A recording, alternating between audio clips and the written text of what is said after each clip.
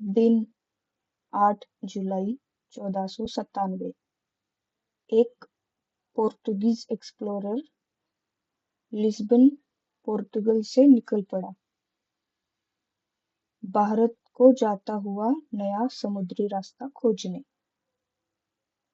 करीबन 11 महीने के बाद केप ऑफ गुड होप से होके वो 20 मई 1498 के दिन केरला के कोझिकोड नामक शहर में आ पहुंचा, जो कि कैलिकट नाम से भी जाना जाता था।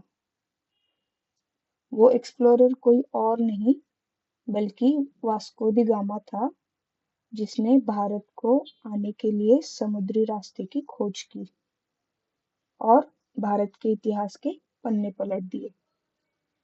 तो चलिए जानते हैं वास्को द गामा का भारत आना और इंडिया में टोबैको एपिडेमिक का फैलना, इनमें क्या रिलेशन है।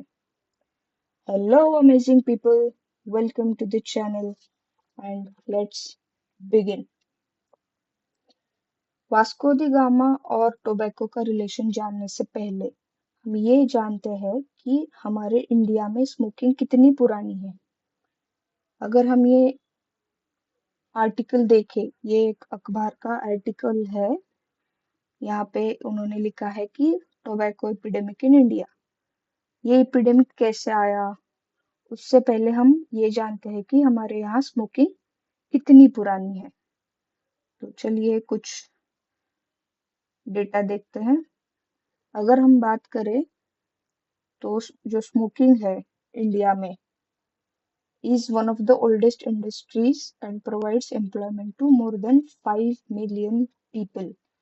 5 मिलियन मतलब 50 लाख लोगों को ये रोजगार देता है। ये जो स्मोकिंग जो है ना, स्मोकिंग इंडस्ट्री, वो 50 लाख लोगों को रोजगार देती है, डायरेक्टली या फिर इनडायरेक्टली। ठीक है। और इंडिया सेकंड लार्जेस्ट प्रोड्यूसर है टोबैको का वर्ल्ड में। ठीक है। हमारे यहाँ जो स्मोकिंग थी वो करीबन 2000 बीसी से पता है इंडियंस को, लेकिन ये टोबैको के फॉर्म में नहीं थी। पहले उस समय में कैनबिस यानी कि गांजा स्मोक किया जाता था, या फिर गांजा का कंजम्पशन हुआ करता था। और इसका मेंशन भी है आयुर्वेदा में, जो कि 1200 बीसी में लिखा गया था। और गांजा के अलावा हमारे यहाँ फूमिगेशन मतलब जो धुआं है या फिर होम हवन वगैरह है, ये सब हुआ करते थे, जो कि आयुर्वेदा में भी मेंशन्ड है। ठीक है। तो 2000 या 3000 साल से हम स्मोकिंग जानते हैं इंडियंस को, लेकिन टोबैको इतना पुराना नहीं है हमारे यहाँ। तो अब हम देखते हैं कि टोबैको आया कहाँ से। चलिए, सबसे पहले टोबैको जो था वो अमेरिका में उसका प्रोडक्शन लिया जाता था, और वो अमेरिका से यूरोप में आया। कब आया? 16th सेंचुरी में। ठीक है। यूरोप में आने के बाद वो साउथ एशिया में आया, यानी कि इंडिया, पाकिस्तान, अफगानिस्तान, बांग्लादेश, इन कंट्रीज में। ठीक है।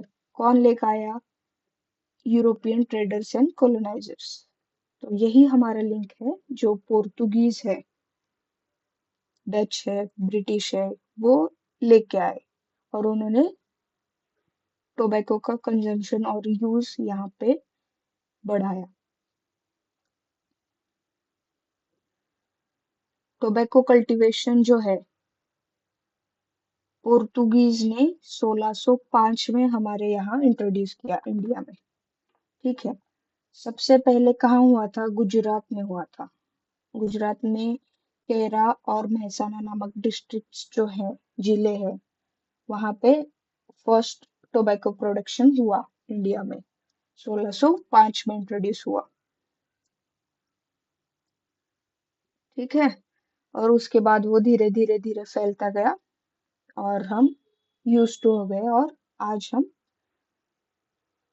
वर्ल्ड में 2 नंबर पे है टोबैको कंजम्पशन के मामले में। चलिए और कुछ डेटा देखते हैं जो कि ये डेटा डब्ल्यूएचओ ने पब्लिश किया हुआ है एक रिपोर्ट में। तो ये डेटा क्या कहता है, tobacco kills up to half of its users who don't quit. मतलब 100 में से 50 लोग मर जाते हैं जो टोबैको का कंजम्पशन करते हैं या फिर तंबाकू सेवन करते हैं। ठीक है। Tobacco kills more than 8 million people each year.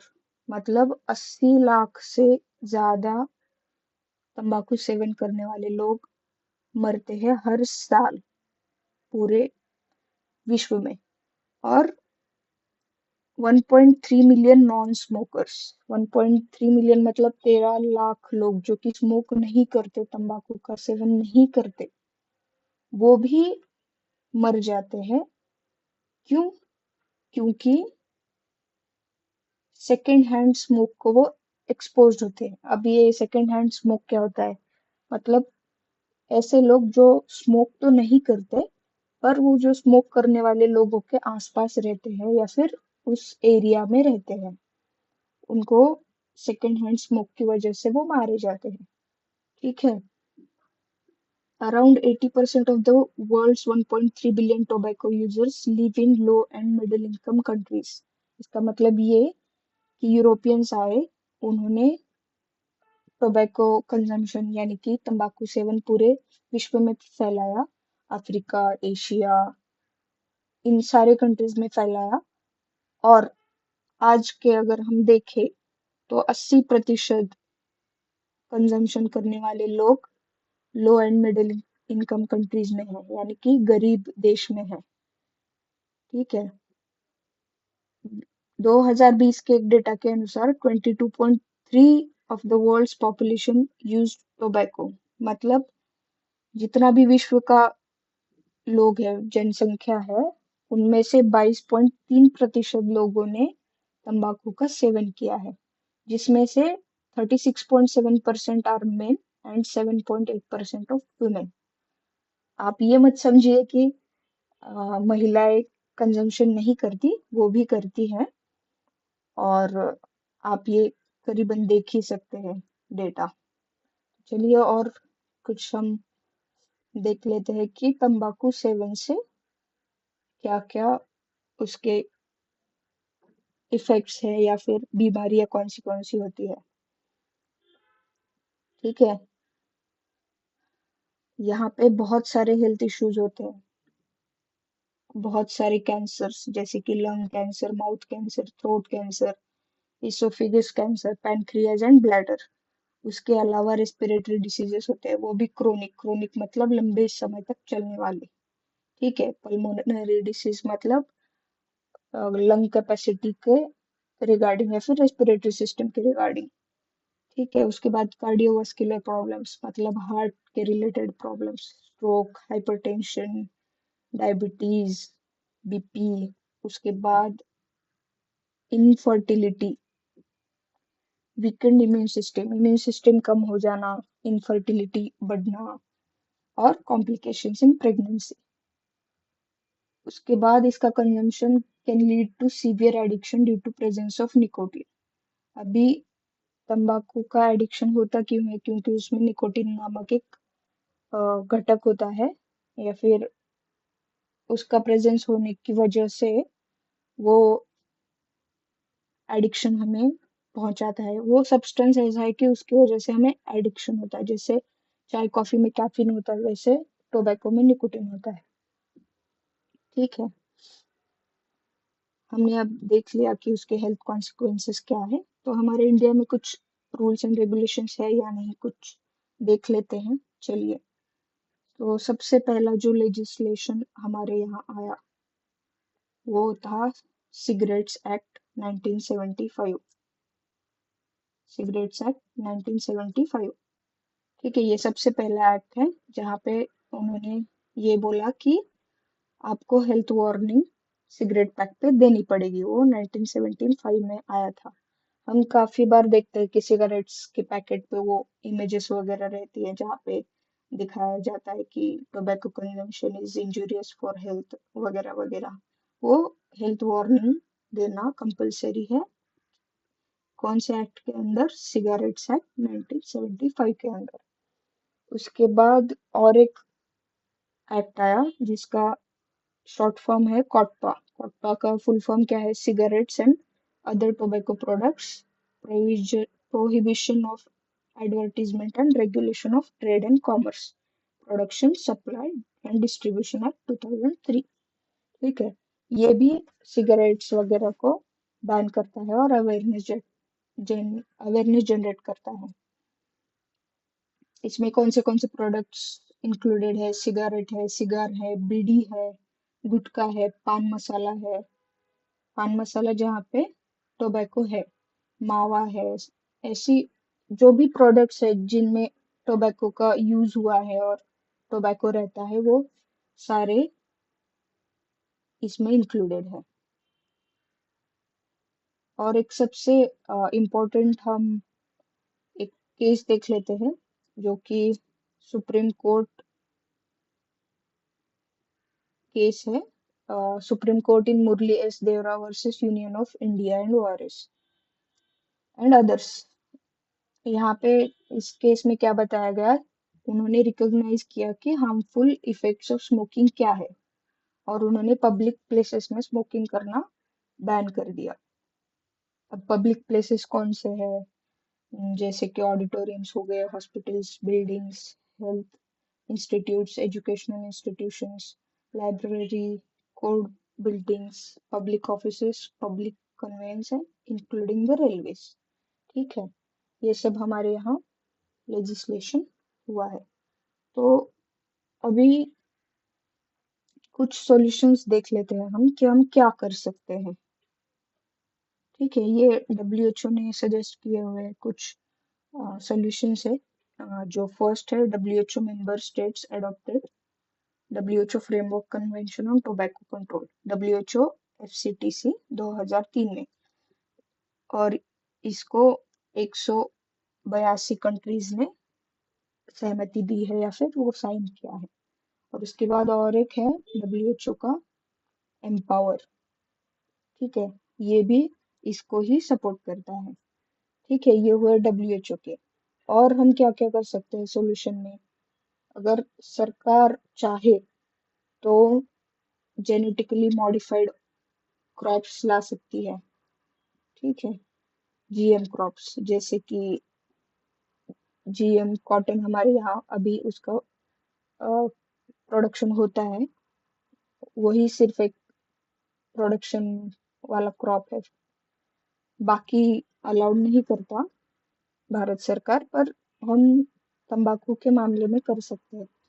इसमें हम उसका डीएनए चेंज कर सकते हैं या फिर एडिट कर सकते हैं, जिसमें वो निकोटिन फॉर्मिंग जो जीन्स है उसको हम एडिट कर सकते हैं या फिर उसकी इंटेंसिटी कम कर सकते हैं, ताकि निकोटिन का जो प्रोडक्शन है या फिर उसमें जो निकोटिन का प्रमाण है वो कम हो जाए।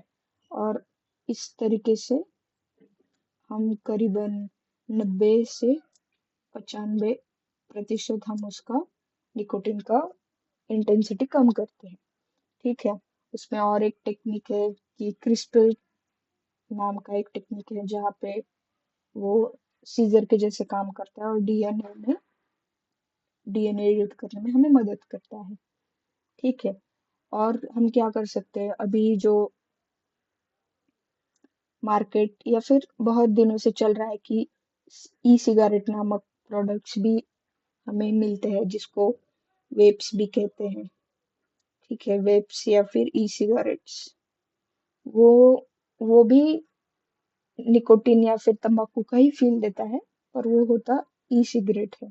मतलब उसमें बैटरी वगैरह होती है, वो फील तंबाकू जैसा ही देता है, और लेकिन वो होता बैटरी या फिर केमिकली फॉर्म्ड हुआ होता है, एक पेन जैसा होता है जिसको हम वेप्स बोलते हैं।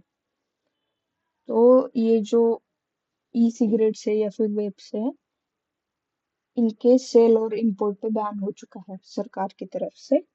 और इसमें जो पंजाब स्टेट है वो पहला स्टेट है जिसने 2014 में ई सिगरेट्स बैन किए हैं। ठीक है। इसके अलावा आप अपने पर्सनल लेवल पर भी सॉल्यूशंस अपना सकते हैं, जैसे अपने करीबी लोगों को थोड़ा रेजिस्टेंस करके या फिर उनको दूर रख के या फिर अवेयरनेस फैला के। ठीक है। तो हमने देखा कि तंबाकू का प्रोडक्शन कैसे होता है, वो इंडिया में आया कैसे, उसके बाद उसका कुछ डेटा देखा, सॉल्यूशंस देखे और मेजर्स देखे।